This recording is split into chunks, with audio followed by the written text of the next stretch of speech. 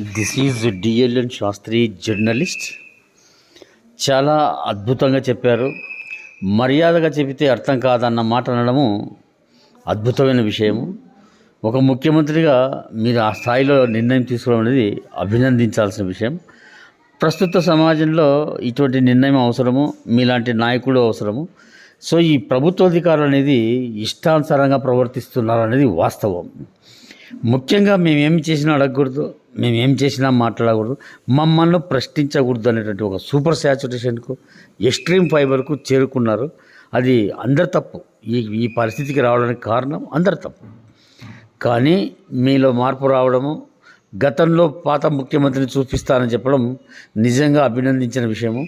అది ఆ గతంలో గుర్తున్న వాళ్ళందరూ అభినందిస్తారు. ముఖ్యంగా ఒక జీవో ఇవ్వండి. ప్రభుత్వ అధికారుల మీద కేసు పెడతాము అని ఎవరైనా దరఖాస్తు చేసుకుంటే అంతటి అధికారి కానీ, ఈవెన్ జడ్జీలు కానీ అనుమతి ఇవ్వండి కేసు పెట్టడానికి అని చెప్పి ఒక జీవో రిలీజ్ చేయండి.